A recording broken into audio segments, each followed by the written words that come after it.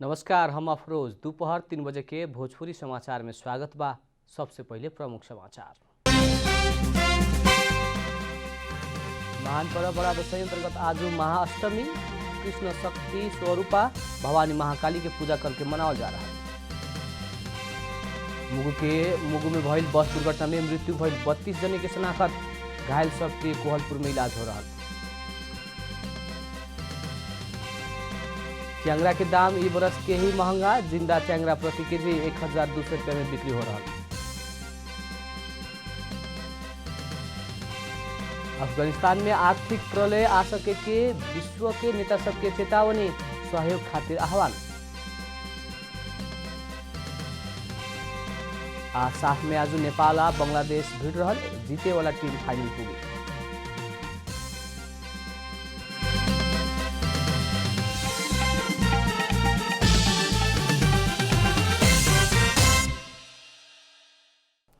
अब पूरा समाचार। नेपाली समाज में हर्षोल्लासपूर्वक मनावल जाएवाला शारदीय महान पर्व बड़ा दशैं अंतर्गत आज महाअष्टमी मनावल जा रहा बा। आश्विन शुक्ल अष्टमी तिथि में प्रचंड घोर कृष्ण शक्ति स्वरूपा भवानी माता महाकाली के पूजा आजा कइल जाला।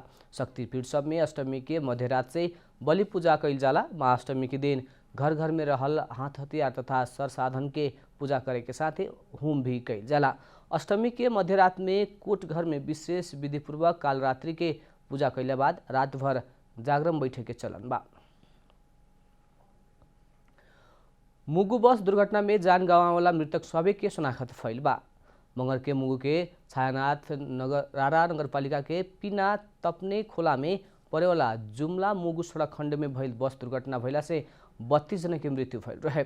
उ सबै के शनाखत भइल बाटे। मृतक मध्ये 29 जने एकेगो नगरपालिका के रहल बाटे। छायानाथ रारा नगरपालिका के 29 जने के मृत्यु भइल हुए। नेपालगंज से मुगु गमगढ़ी जा रहल भे 3167 नंबर के बस सड़क से 2 से 50 मीटर नीचा गिरल रहे। मुगु के जिला प्रहरी कार्यालय के प्रहरी निरीक्षक जीवन लामिछाने के मुताबिक दुर्घटना में पड़ल अन्य 13 जने घायल भइल बाटे। ओ मध्ये 12 जना के नेपालगंज में इलाज हो रहल प्रदेश प्रहरी कार्यालय सुरक्षित जनौले बा। 1 जने के मुगु में ही इलाज हो रहल बा। दशैं मनावे खातिर भारत से नेपाल लौटे वाला के लाइन लागल बाटे। सुदूर पश्चिम के नागरिक सब रोजगारी के प्रमुख गंतव्य भारत के विभिन्न शहर से तीज पर्व मनावे खातिर गड्डा चौकी और गौरी फंटा नाका से स्वदेश लौट रहल संख्या में उल्लेखनीय वृद्धि भइल बा। बीतल 2 हफ्ता एने कंचनपुर के गड्डा चौकी से 24,000 और गौरी फंटा नगा से 10,000 से ज्यादा नेपाली स्वदेश लौटल बा। स्वदेश लौटे वाला के भीड़ बढ़ला संगे प्रहरी सीमा सुरक्षा के सतर्कता बढ़ाउले बा। जानेको संख्या घटेको र आउने संख्या बढेको अहिले दिनमा चाहिँ तपाईको त्यही 6 देखि 800 को हारमा चाहिँ आउँछ। जानेमा चाहिँ त्यही 150 देखि 200 मा छ। पहिलाको तुलनामा चाहिँ जानेको संख्या चाहिँ तपाईको त्यही 3000 देखि 4000 सम्म हुन्थ्यो भने आउनेको संख्या चाहिँ तपाईको त्यही 5 देखि 400 को हारमा हुन्थ्यो। भारत के दिल्ली, मुंबई, महाराष्ट्र, पंजाब, पुणे, बेंगलोर, शिमला, हरिद्वार लगायत के शहर में नेपाली रोजगारी के खातिर सदियों से आवे के जाए के कर रहल स्वास्थ्यकर्मी गणेश साउद बतौलन। वहाँ के भारत से गांव लौटे वाला कोविड संक्रमण के जोखिम रहला से सीमा में कोरोना परीक्षण और खोप लगाव के काम के भी तीव्रता देहल बतौनी। वहाँ के कोरोना के साथ नेपाल लौटे वाला सबके सीमा में मलेरिया आ HIV के परीक्षण भी हो रहल बा। परीक्षणको दायरा चाहिँ हामीले दिन प्रतिदिन हरेक कुराहरुमा अहिले बढाइराखेका छौं। सुरुमा हामीले एन्टिजेन कोभिडको लागि मात्र फोकस गरेर कोभिड मात्र टेस्ट गरिराखेका थियौं भने त्यसपछिल्लो बीचको पिरियडदेखि नै हामीले मलेरिया पनि टेस्ट गरेका छौं। त्यो मलेरिया टेस्ट सँगै अनि त्यसपछि हामीले टीबी को लागि चाहिँ स्पुटम जेनिस्पुटको लागि चाहिँ स्पुटम कलेक्सन गरेर जेनिस्पुटमको कुराहरु पनि स्याम्पल कलेक्सन गरेका छौं। अनि त्यो सँगै अनि HIV को स्क्रिनिङ टेस्ट पनि हामीले यही गर्ने गरेका छौं। गड्डा चौकी और गौरी फंटा नाका में सुरक्षा के दृष्टिकोण से कुत्ता परिचालन करके भी निगरानी बढ़ावल गइल बा। यात्री के सहजता के खातिर कहत प्रहरी यात्रु सहायता कक्ष भी स्थापना कइले बा। भोजपुरी समाचार में अब छोड़ विश्राम।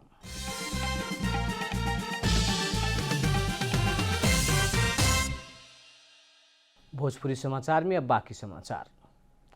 नेपाली सब के महान पर्व दशैं के आगमन संगे देश के विभिन्न शहर सबसे गांव लौटे वाला के भीड़ बढ़ल बा। कुछ दिन ने नेपाली सब के महान पर्व विजयादशमी और शुभ दीपावली मनावे खातिर काठमांडू से गांव लौटे वाला सबके लाइन लागल हा। कुछ दिन से दशैं मनावे खातिर गांव जाए वाला के लाइन लागला संगे काठमांडू सुनसान बनल बा। आज महाअष्टमी के दिन काठमांडू के कोटेश्वर, तिनकुने, कलंकी, नया बस पार्क लगायत के स्थान सब में आदमी सबके भीड़ बढ़ल बा। धीरे धीरे काठमांडू शहर में आदमी सबके चाप बढ़ते गईल बाटे। नवरात्र शुरू भइला संगे रोजगारी और अध्ययन के सिलसिला में काठमांडू आयल सब गांव लौटल बा। नेपाली सबके महान पर्व दशैं तिहार में मनोरंजन के पर्याय बनल झुलुआ कुछ वर्ष इन्हें लोप होते गईल बा। विशेष करके युवा पुस्ता झुलुआ प्रति आकर्षित होके ना सकला से झुलुआ बनावे के आ खेले के परंपरा धीरे धीरे लोप होते गईल बा। नेपाली सबके दूगो बड़का पर्व दशैं और दीपावली में झुलुआ पिंग संस्कृति के एगो दूसरा के पर्यायवाची शब्द हुए। गांव घर में चौक चौक में झुलुआ लगावे के चलन बाटे।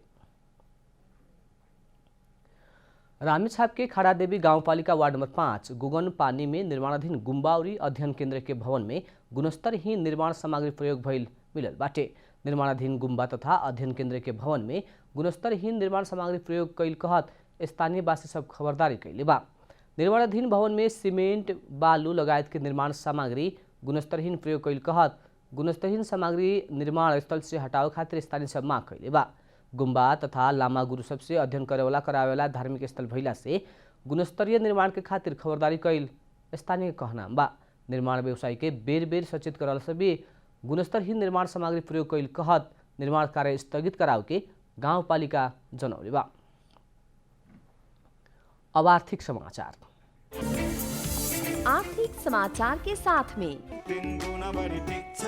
हुलास भए अरू किन खोज्ने?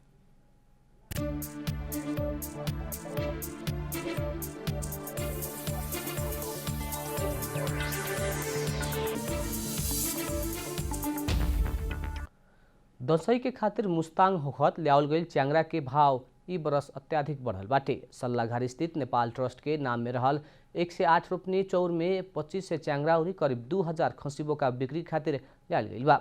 सोमवार से खरीद के खातिर ग्राहक अइला पर भी आज सवेरे से च्याङ्रा, खसी बोका खरीद करेवाला के भीड़ बढ़ल बा।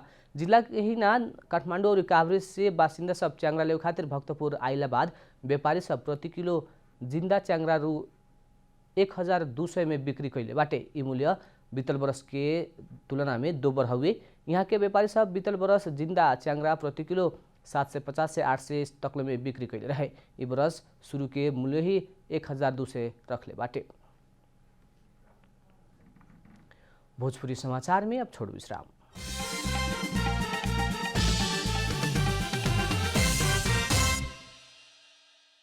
भोजपुरी समाचार में अब अंतर्राष्ट्रीय समाचार।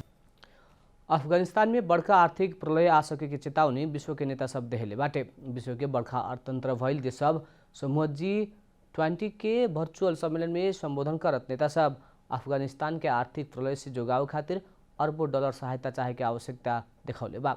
उस सब सहयोग के खातिर अन्य देश सबके समेत आह्वान कैले बा।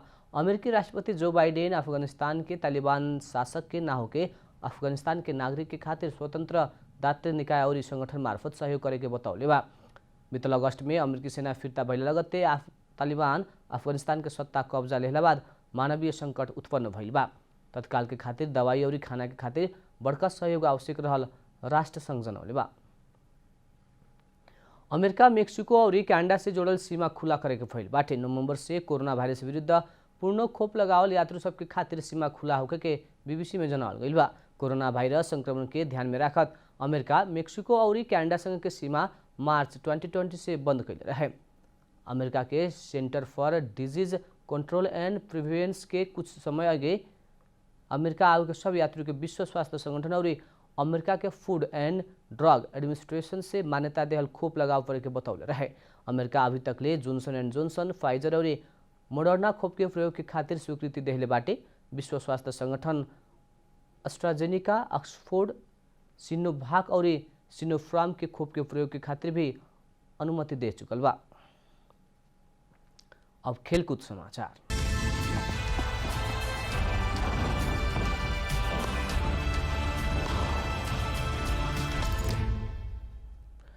मालदीव्स में जारी साफ चैंपियनशिप फुटबॉल अंतर्गत लीग चरण के अंतिम खेल में आज नेपाल बांग्लादेश से प्रतिस्पर्धा कर रहा बा।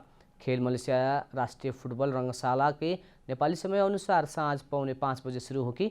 बांग्लादेश विरुद्ध बराबरी व जीत से नेपाल पहिलका बेर साफ के फाइनल में पुगे। नेपाल अभी तकले साफ के फाइनल में पुगे नहीं के सकल। जारी प्रतियोगिता में समूह चरण के खेल के बाद शीर्ष 2 टोली फाइनल में स्थान बनाई।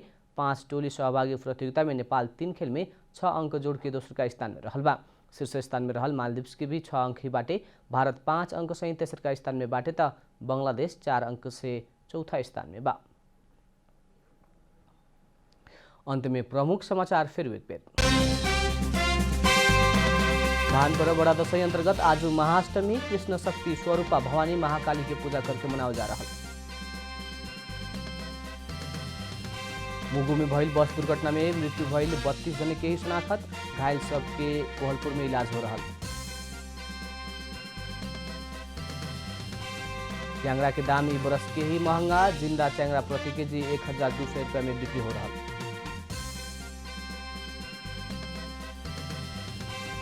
अफगानिस्तान में आर्थिक प्रलय आ सके के विश्व के नेता सबके चेतावनी। सहयोग खातिर आह्वान।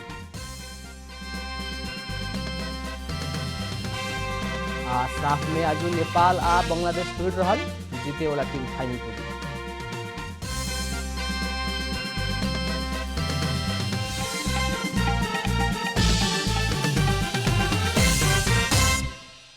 भोजपुरी समाचार अभी खातिर इतना ही। जनता द्वारा जनता खातिर प्रसारित जनता टेलीविजन के कार्यक्रम सब यूट्यूब, ट्विटर, फेसबुक हमने के वेबसाइट जनतासमाचार.com में भी पढ़ा देख सकत बानी। सूचना में अपने के सहभागिता, समय में समाचार हमने के प्रतिबद्धता। प्रणाम।